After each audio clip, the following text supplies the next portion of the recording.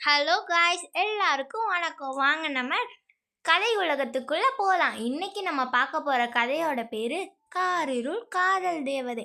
நம்ம poor heroine நம்ம rich ஹீரோவை லவ் பண்ணி அவங்க வாழ்க்கையில் என்னென்னலாம் சேஞ்ச் ஆச்சு, அவங்க என்னென்னலாம் பண்ணாங்க அப்படின்றத வாங்க கதைக்குள்ள போய் தெரிஞ்சுக்கலாம்.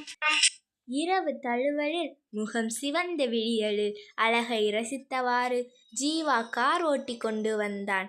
மார்கழி காற்றில் ஊசி குளிருக்கு ஏற்ப உடல் உஷ்ணத்தை அதிகரித்தது.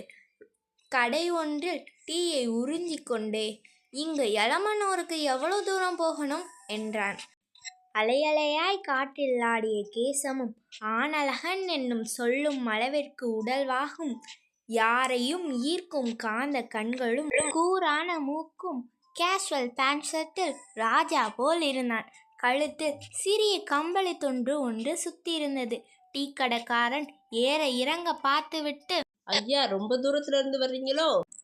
இல்ல, சென்னையில இருந்து தான் வரேன். இங்க ஃப்ரெண்ட் தங்கைக்கு கல்யாணம், அதான் எனக்கு இந்த சைடு வந்து பழக்கமே இல்லை என்றான். நேர் ரோடு தான் தம்பி, ஒரு தண்ணி மரம் வரும், வலது பக்கம் வளைஞ்சிங்கன்னா ஊர் வந்துடும். சரி என்றவாறு பணத்தை நீட்டிவிட்டு கிளம்பினான். கார் வழுக்கி கொண்டு சென்றது. தெருவை அடைந்ததும் மெதுவாக ஊர்ந்து சென்றது. பெண்கள் தெருவில் பெரிய பெரிய கோலங்களை போட்டி போட்டு கலர் போட்டு கொண்டு இருந்தனர். அவனையும் அறியாமல் ஒரு வீட்டு வாசலில் கார் நின்றது. அந்த பெண் செதுக்கி வைத்த சிலை போல் இருந்தாள். மறைவிருக்கும் நிலவழியில் அவள் முகம் பிரகாசித்தது. மூக்கத்தி மின்னியது. தாவணி பாவாடை அணிந்திருந்தாள். கழுத்தை ஒட்டி சின்ன மீண்டாளர் செயின், காதில் வெண்கல் பதித்த சிறிய மயில் தோடு, கையில் சலசலத்த கண்ணாடி வளையல், தலை குளித்து கட்டியிருந்த துண்டு லேசாக நழுவிருந்தது. நெற்றியிலிருந்து வழிந்தோடிய வேர்வை துளி கழுத்தில் மின்னியவாறு விளக்காத்திருந்தது. பாவாடையை லேசாக இழுத்து இடுப்பில் சொருகியிருந்தார். இடுப்பின் வளைவு பட்டும் படாமல் தெரிந்தது. காலில் மெல்லிய வெள்ளி கொலுசு பளபளத்தது. கோலம் போட்டு கொண்டிருந்த அவள் கார் நின்றதை பார்த்து லேசாக தலை நிமிர்ந்தாள். சூரியன் செவ்வானில் உதித்தது போன்ற ஒரு பிரம்மை ஏற்பட்டது அவனுக்கு. லேசாக கார் கண்ணாடியை இறக்கி அவன் குரல் செருமிக் கொண்டு, புவன் வீடு எங்க இருக்கு என்று திணறியபடியே கேட்டான். காருக்குள் இருந்தவன் சரியாக தெரியவில்லை.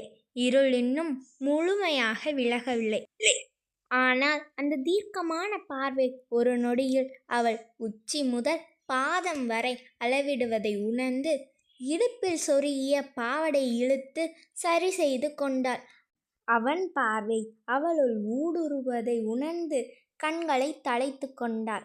அவள் விரல் மட்டும் 4 வீடு தள்ளி போட்டிருந்த பந்தலை காட்டியது. அவன் புரிந்து கொண்டான். பார்வையை கஷ்டப்பட்டு மீட்டெடுத்து கொண்டு வண்டியை கிளப்பினான். புவன் கார் சத்தம் கேட்டதும் வாசலுக்கே வந்து வரவேற்றான். இருவரும் நெருங்கிய கல்லூரி தோழர்கள். கல்லூரியில் இவர்களை ராமன் லட்சுமண் என்றே அடமொழியிட்டு கூறுவர். ஜீவன் பேச்சுக்கு புவன் மறுபேச்சே பேசுவதில்லை. நிறைய சமயங்கள் புவனின் ஃபீஸ் உட்பட அனைத்தையும் ஜீவாவே கவனித்து கொள்வான். ஜீவாவுக்கு வீட்டுக்கு முன்பகுதியில் இருக்கும் ஒரு ரூம் ஒதுக்கப்பட்டிருந்தது.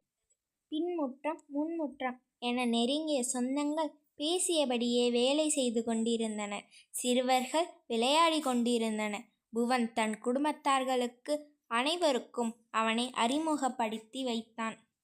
துண்டுடன் குளிப்பதற்காக சென்ற அவன் வாசலில் யார் தலையிலேயோ இடித்து கொண்டான். நிமிர்ந்து பார்த்தவனுக்கு ஒரே பரவசம். இவனை மனிதர் பாவாடை தாவணியில் தேவதை போல் தலையை தேய்த்தபடி இவனை முறைத்து கொண்டிருந்தாள். தலைமுடியை நுனியில் ஒரு முடி போட்டு இருந்தாள். அது பின் முழங்கால் வரை விரவி கரிய மயில் தோகை போல அலைந்து கொண்டிருந்தது. அப்போதுதான் சுதாரித்தான். ஒரு கையில் பெரிய சொம்பு நிறைய பால் நுரை பொங்கி வழிந்து கொண்டிருந்தது. ஒரு நிமிடம் சுதாரித்தவள் முன்னை காலை எடுத்து வைக்க ஏற்கனவே சிந்திய பால் வழுக்கிவிட விழப்போனவளை ஒரு கையால் அவன் பிடிக்கப் போக அவன் மேல் அவள் சரிந்தாள். அவள் உதடுகள் தானே போய் அவன் பின்கழுத்து வளைவில் பதிந்தது. எதிர்பாராத இந்த நிகழ்வினால் ஆ என்று அலறினாள். இவன் கைப்பட்டு அவள் உடல் நடுங்குவதைக் கண்டு சட்டென விலகினான். அதற்குள் சத்தம் கேட்டு புவன் மற்றும் அவனன் தங்கை நிஷா வந்தனர். அவர்கள் கோலத்தைக் கண்டு இருவரும் விழுந்து விழுந்து சிரித்தனர். அப்போதுதான் ஜீவா கவனித்தான். இருவரும் பாலபிஷேகம் செய்தது போல் முழுவதுமாக நனைந்திருந்தார்கள். செம்பிலுள்ள பால் முழுவதும் மிச்சமில்லாமல் அவர்கள் மேல் ஊற்றியிருந்தது. அவள் மிரட்சியுடன் விழித்ததை ஜீவனுக்கு அவள் மேலிருந்த ஈர்ப்பை அதிகரித்தது. ஓகே ஃப்ரெண்ட்ஸ், நெக்ஸ்ட் பார்ட்டை நெக்ஸ்ட் வீடியோவில் பார்க்கலாம். மிஸ் பண்ணாமல் பாருங்கள். இனிமே தான் ட்விஸ்டே இருக்குது. Please like and subscribe our channel.